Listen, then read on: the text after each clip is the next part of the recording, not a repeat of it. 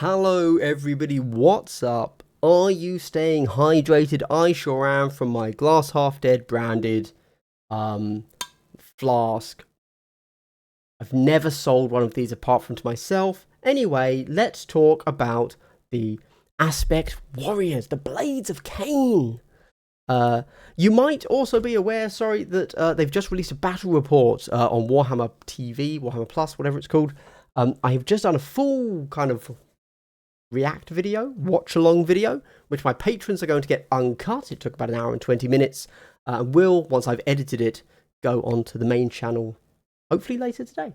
Anyway, let's read through what the Aspect Warriors do.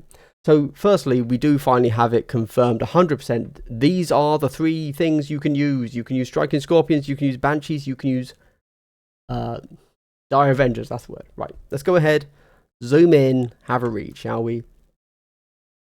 Elite Specialists are a key tool in the arsenal of any Killzone commander, trained and dedicated to performing a single... Okay, let's go. Yeah, all right. Sorry, it's too much fluff. Let's keep going, okay?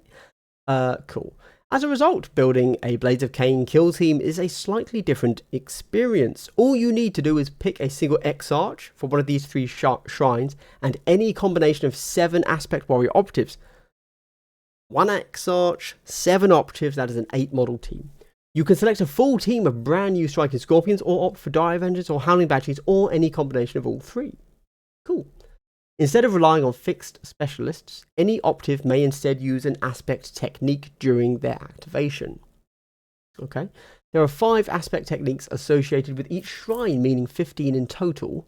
Think of them like tactical ploys that you can use for free, allowing operatives to shrug off injuries, leap great distances, and fade into the darkness with preternatural skill. Guys, chaps, chapesses, chapai, let me tell you right now, one thing I think we can all agree that Kill Team's been missing is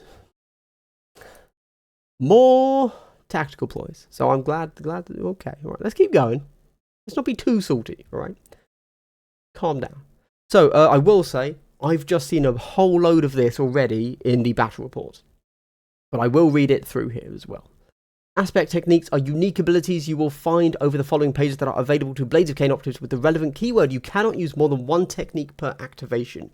You cannot use each technique more than once per turning point, and then if every operative is the same aspect, you can use it twice per turning point. So, it is, in essence, the same kind of rule as a ploy. You can only use tactical ploys once per turning point, you know? So it's good to know. This gives the Blades of Khaine a completely different style of play, and I would say list building. But they don't say that. I would say that. There you go. To any kill teams that have come before, as no individual operative takes mission critical skills to the grave. Star. What's that asterisk going to be? I don't know. Unless they're the last one, of course. Okay, thank you for that. Very good, very good. Cool, fine. Having a backup plan for any role they need to fill allows commanders to play fast and loose with their frontline troops, safe in the knowledge that the operatives behind them can pick up the slack. So that's an interesting point, you know, that's good to note. Yeah, like in other teams, if you lose your plasma gunner, you've lost your plasma gunner. In this team, you just don't have a plasma gunner. That wasn't meant to be sarcastic, but then I picked a plasma gunner, and now it sounded like a negative, but it wasn't meant to be, but that's just how I come across. So, that's on me, I apologise. For example, dashing a Dire Avenger to the front lines early is a great way to shred clustered operatives with the Death of 1,000 Blades technique, while another ally holds the line with rock-solid defences from the unstinting, immovable ability. Okay. Death of 1,000 Blades. So these are both Dire Avenger things. Yep. So, Death of 1,000 Blades. Use this aspect technique after a friendly Dire Avenger operative performs the shoot action and uses a Shuriken Catapult or Twin Shuriken Catapult for that shooting attack. Twin Shuriken Catapult typically would go on the Dire Avenger X-Arch, assuming we're going with 40k stats. And Kill Team Compendium stats. Make another shooting attack with that operative using the same weapon against another valid target within circle of the first target. So, let's have a quick think. Because also, my chaps, Chapesses, and Chapai. From the battle report, we have seen a tactical ploy called Starfall, if I believe, which allows you to shoot twice. Does this stack? Let's have a read. Use this aspect technique after a friendly Dire Avenger operative performs the shoot action and uses the shuriken catapult to shooting attack. Make another shooting attack with that operative? No. So it wouldn't stack. So you can't make 4 shoot actions. But because you're a 3 APL team and you have the ability to shoot twice for a ploy, for a CP, and this gives you an additional shoot action at a specific model within circle, looks like Dire Avengers are triple tapping. And if you go all of, as we just saw from up here, from aspect techniques, this last line here, if you go all aspect Dire Avengers, you can have 2 of your 3 APL models triple shooting. Now, I'm not saying that's the way to go, but that's not crazy. Now, do they have good guns? Probably not. They probably have a standard shuriken catapult, which is 3/4, 4 dice, hitting on 3s with rending. Is that worth it? Maybe. Pass. Unstinting, immovable. Use this aspect technique in the roll defense dice step of a shooting attack made against a friendly Dire Avenger operative. If you retain any critical saves and discard 1 or more failed saves, let one of your failed saves be retained as a successful normal save instead. Cool. If you roll a crit, make a save. Boring. Sorry, it's just, things that work on crits. So, fine. Don't get me wrong. You use it in the roll defense dice step of a shooting attack made against a friendly Dire Avenger.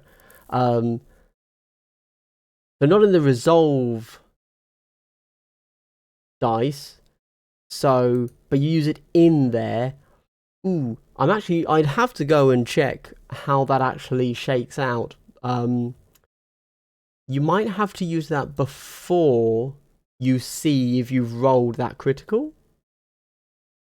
Not quite sure. Each aspect warrior is a deadly combatant even without aspect techniques, and every shrine has its own dedicated ability to ensure they're living up to the legend of their Phoenix Lord, such as the Banshee Mask, which demobilizes opponents and lowers their ability to hit in close combat, as we see below. Banshee Mask, -1 weapon skill in melee. That's pretty good. I do like... That's... gangster. Okay. Likewise, the Striking Scorpions pile on extra damage with their Mandy Blasters, which are perfect. Take 2 mortals. There you go. We've seen that in the battle report. Now let's take a look at this. So, they are 3 circle, APL 3, 4 up save, 8 wounds. Okay. And we have seen, if you will go and check out my React video for the Warhammer Plus, we also know some damage profiles, at least for the Striking Scorpions. Not for the Banshees, no clue what's happening there. But for the standard Striking Scorpion, they were getting 4 attacks, hitting on 3s. I think they had rending. Maybe. I think they had rending. And the crit was 5 damage, therefore I assume the normal was 4 damage. So, 4 attacks, hitting on 3s, 4/5 damage rending. 4 up save, 8 wounds. Okay. And then shenanigans. Oh, and 2 mortals when you charge, obviously. Obviously. Overall, opponent mix of speed, power, and flexibility makes the Blades of Khaine a highly aggressive team that rolls bold moves and confident play. Stay tuned later with blah blah blah. Oh, interesting. Stay tuned later this week to see how our own Warcom staff painted their own Scouts and Striking Scorpions. Kill Team Salvation is coming to pre-orders later this month. Oh. Does that mean that they're not going to do a Scouts rules article? Interesting. Okay. I mean, don't get me wrong, we got quite a lot about the Scouts in the Warhammer Plus battle report. Okay, all right, fair play. Interesting. Certainly, I don't really care about Scouts. I think these are way more interesting. And I've got to say, I'm going to have to play, once we have the rules, I'm going to have to play around with, like, what's actually better. Do you want to skew hard and do one of the aspect? Do you want to mix them all? Are you going to go crazy and do, like, one Dire Avenger X Arch and then everybody else are different? No, that'd be stupid, wouldn't it? Because then you would just be taking negative for not being able to use this.